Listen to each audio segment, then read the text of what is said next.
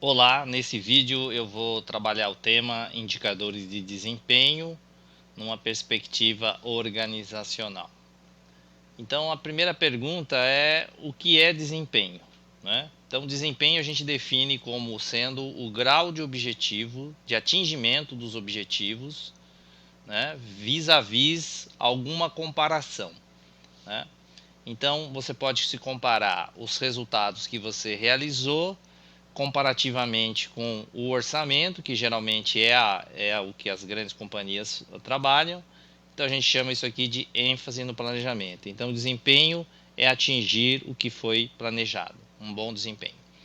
Também você pode comparar com os resultados anteriores. Algumas organizações não têm orçamento, então eles olham o ano passado com aquela ideia de melhoria contínua, né?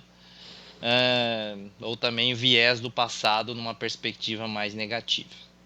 Outra comparação de desempenho é quando você compara o resultado contra um resultado de concorrentes, né? Então, nessa hora, a gente chama aqui que é uma ênfase no concorrente. Não adianta você superar o orçamento e nem ser melhor do que o ano passado. Interessa, sim, é se você está melhor comparativamente ao seu concorrente, né?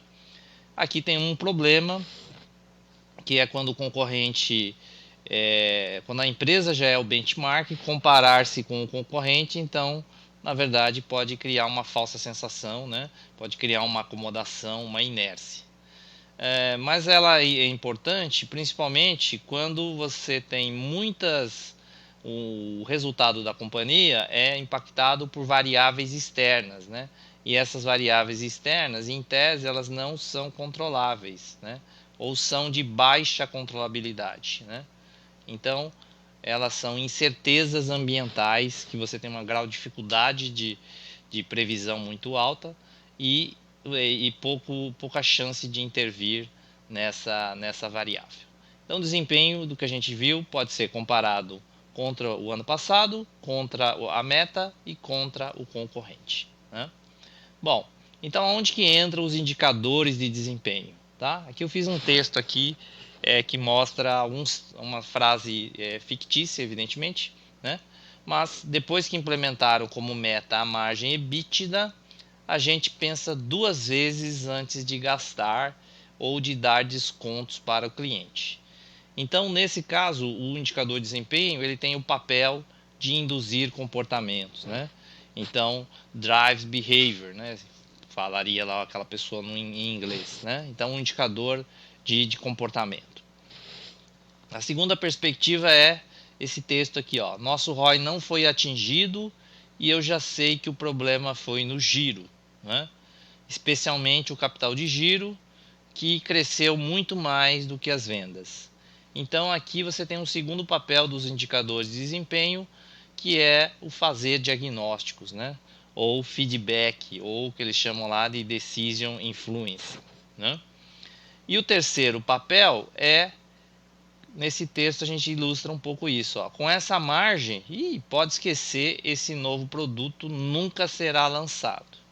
Então ele criou um indicador chamado margem e aí com isso tomou uma decisão. Então o terceiro papel é tomar decisões, ou o que eles chamam lá na literatura decision facilitating ou feed forward, né? Quer dizer, olhar para frente as decisões e modificando as decisões futuras.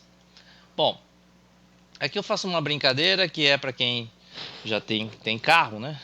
O que indicadores de desempenho e pneus têm em comum, né? Ou que você sabe que para ter um carro, né, em funcionamento, os pneus têm que estar, né, alinhados e balanceados, né? Então essa é a brincadeira aqui que a gente trabalha, né, lúdica, ou seja, balanceado é que há que se ter um balanceamento entre objetivos de curto prazo e objetivos de longo prazo. Então a ideia é que a empresa tenha sempre esse conflito entre longo prazo e curto prazo, mas nunca tenha somente um objetivo de curto prazo, em geral, né?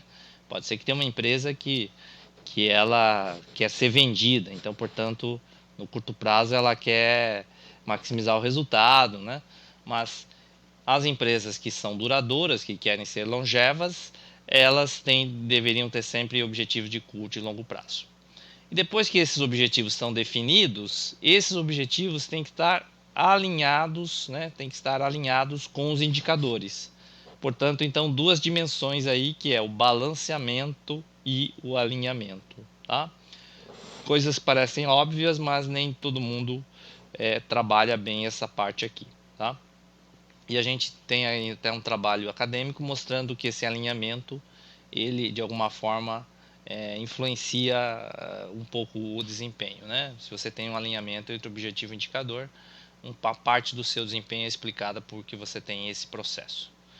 Bom, agora a gente vai trabalhar nesse próximo slide duas dimensões, ou na verdade uma dimensão, mas que ela é dividida em leading e lagging, né?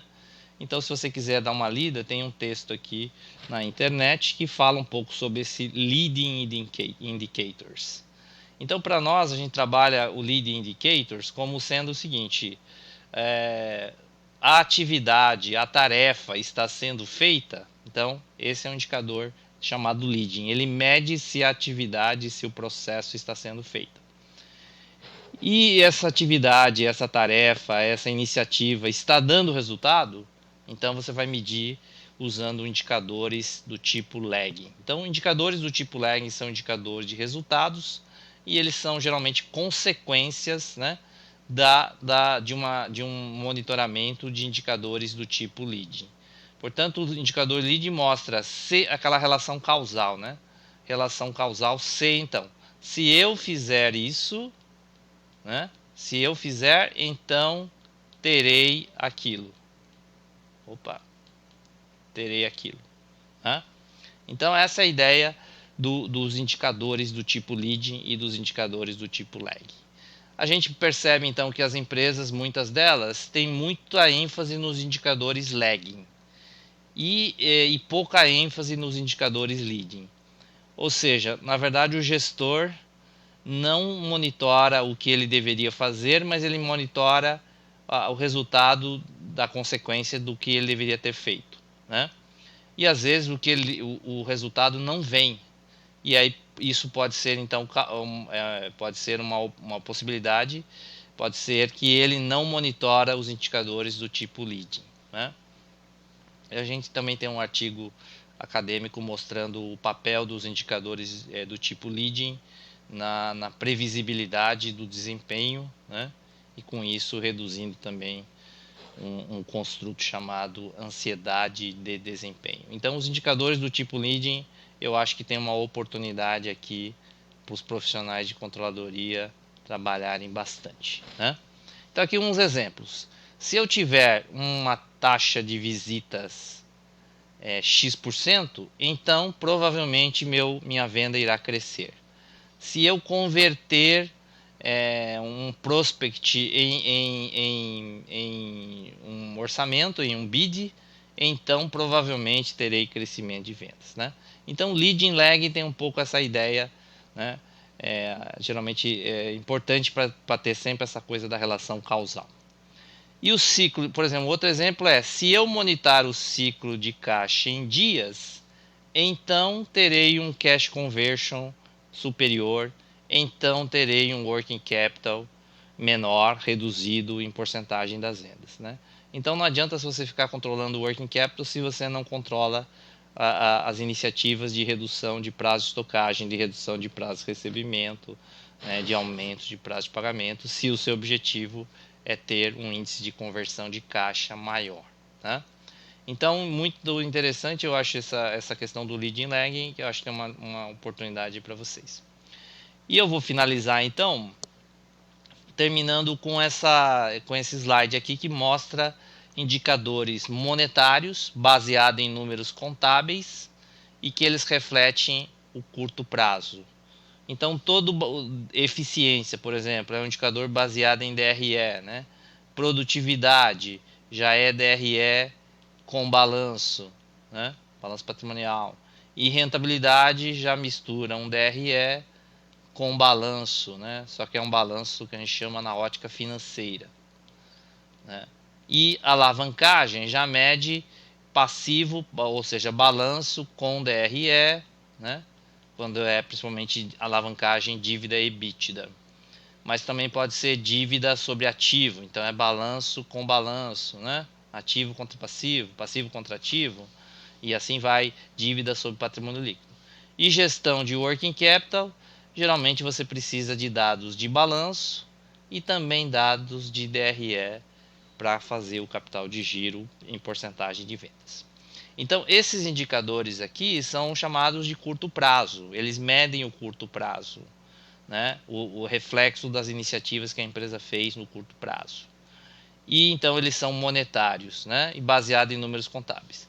Só que existe outra dimensão, que são os indicadores baseados em valor de mercado.